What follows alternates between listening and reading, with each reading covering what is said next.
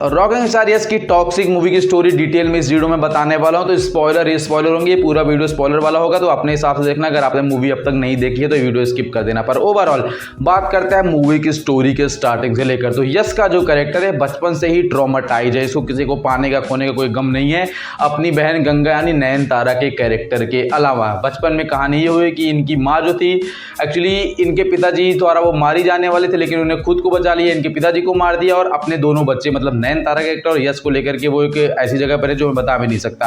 Actually क्या है कि वहां पर जाते हैं और भाई एक्चुअली अपनी बेटी को ही, यश की बहन को मतलब वो बेच देती है एक आदमी के हाथ। तो फिर यश को अपनी माँ को मानना पड़ता है कि उसने ऐसा क्यों किया, और अपनी बहन के आशिक को मानना पड़ता है, अपनी बहन को वहां से बचा के लेके आना पड़ता है और फिर स्ट्रगल करके पाल पोस के दोनों बड़े होते हैं। और यश पूरी जिंदगी वही करता है जो उनकी बहन नयनतारा इनसे कहती है। नयनतारा इससे कहती है कि तुमको अपने पिता की लेगेसी वापस पानी है, तुमको इस पूरे के पूरे शहर पे फिर से राज करना है। गोवा की बात हो रही है यहाँ पर, क्योंकि वहां पे ओपीएम ट्रेड हो रहा है। ओपीएम गूगल कर लेना क्या होता है, अफीम वगैरह होता है, पता चल जाएगा आपको। पर ओवरऑल अब यह क्या है कि इनकी गैंग वगैरह बिल्ड हो रही है और राइवलरी गैंग जो है इनके पास अटैक कर रही है, क्योंकि इन्होंने ट्रेड पे कब्जा कर लिया है, पोर्ट वगैरह पे कब्जा कर लिया है। अब मैटर ये फंस जाता है कि इनके साथ वाले एक जो आदमी होते हैं एंड्रिस जो थोड़े बड़े लीडर होते हैं, उनके साथ कोलैब वगैरह कर लेते हैं, उनके साथ मिलकर डिस्ट्रीब्यूशन वगैरह संभालते हैं। अब उनकी जो बेटी होती है तारा सुतारी का कैरेक्टर, उनको इश्क हो जाता है यश के कैरेक्टर से। तो इन दोनों का अपना ठीक ठाक सब कुछ चल रहा होता है। पता है कि यश बड़ा आशिक आदमी है तो वो उतना माइंड नहीं करती है। पर अब यहीं पे मजे की बात एंट्री होती है। ये लोग एक दिन सर्कस में गए होते हैं, वहां पर हमला अटैक हो जाता है, बहुत सारे लोग मारे जाते हैं। और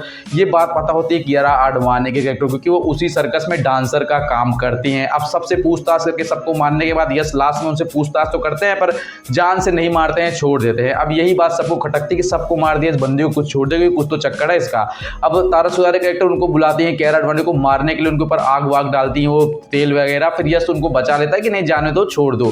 फिर ये बात सबको खटकती है, यार ये बंदा इतना कमीना है, फिर इस लड़की को छोड़ क्यों रहा है, क्योंकि उनको थोड़ा थोड़ा उनसे इश्क हो रहा होता है उसकी डेयरिंग को देख करके। कियारा आडवाणी इनका बात आगे बढ़ती है, एक गाने के बीच उनकी पूरी पूरी लव स्टोरी निकाल दी जाती है। लेकिन उधर जो एंड्रेस होते हैं पिताजी, वो अपनी बेटी की शादी इनसे करने वाले हैं और वेडिंग वगैरह उधर प्लान हो रही है। और इधर पता चलता है कियारा आडवाणी का जो कैरेक्टर वो प्रेग्नेंट है, यश के बच्चे की माँ बनने वाली है। अब लफड़ा यहीं पे सीरियस हो जाता है कि यश के पास दो चॉइस है, तो उसको मार दें, उसको खत्म कर दें, उसके बेटे को मार दें और इनसे शादी कर लें, या फिर इनके साथ मारपीट कर लें। फिर वो अपनी ही शादी में तारा सुतारी कैरेक्टर के पिताजी को मार वार के सब एकदम खूनम खून कर देते हैं और तारा सुतारी इनको मारते हैं 3-4 गोली।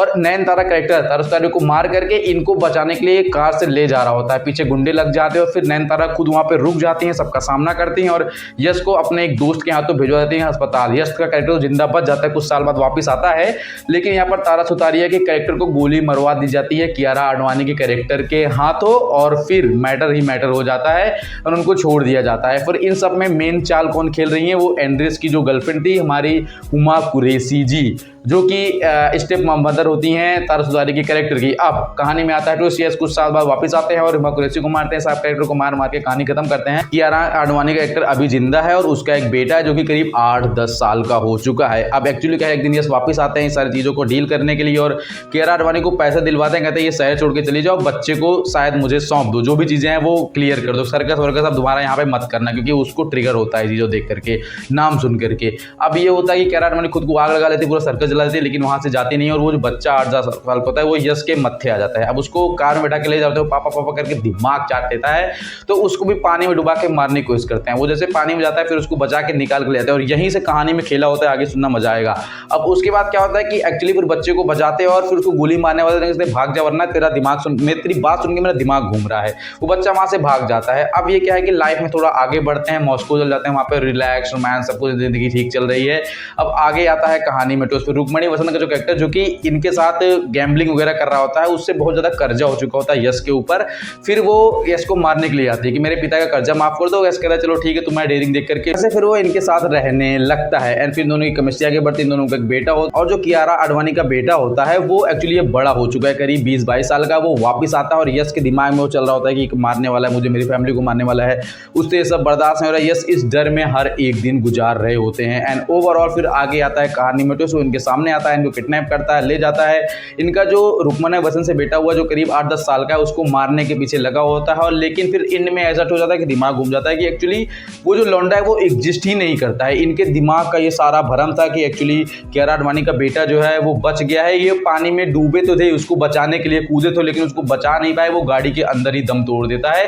और तब से इनके दिमाग में मेंटल ट्रॉमा चल रहा होता है कि एक्चुअली क्या क्या है कि मैंने उसको बचा लिया था, वो मेरे पीछे आ रहा है, वो मेरे को मारना चाहता है क्योंकि मैंने उसकी माँ के साथ गलत किया, और उसी ट्रॉमा में पूरी ज़िंदगी निकाल लेते हैं। और लास्ट में जो ट्विस्ट आता है वो दिमाग घुमा कर रखता है कि अरे भाई तो अपने आप से, अपने अंदर, अपने गिल्ड से ही लड़ रहा था, क्योंकि इनकी आंखों के सामने इनकी बहन मर गई, इनकी गर्लफ्रेंड मर गई, इनके गर्लफ्रेंड का बेटा मर गया, और एक्चुअली क्या है किरदार वाली कैरेक्टर मर गया, और तारा सुतारिया मर गई। मतलब इतना सारा गिल्ड लेकर ये जिल रहा होता है कि सारी आवाज़ें इसके दिमाग में चल रही होती है, और वो पूरा वहम ऐसे क्रिएट होता है कि अभी कियारा आडवाणी कैरेक्टर का बेटा जिंदा है, वो बड़ा हो चुका है और वो इनसे लड़ रहा है, और एक्चुअली ऐसा कुछ नहीं होता है, वो इनके दिमाग में ही सारा वहम चल होता है, इनको ऐसे भूत की तरह वो दिखाई देता है। तो ओवरऑल मूवी की एंडिंग हो जाती है, यस कैरेक्टर मर जाता है और रुक्मणी बसंत और उनका बेटा वहां से बच के निकल जाते हैं। बाकी सब्सक्राइब, लाइक, शेयर करना मिलता है नेक्स्ट वीडियो में। Thanks for watching.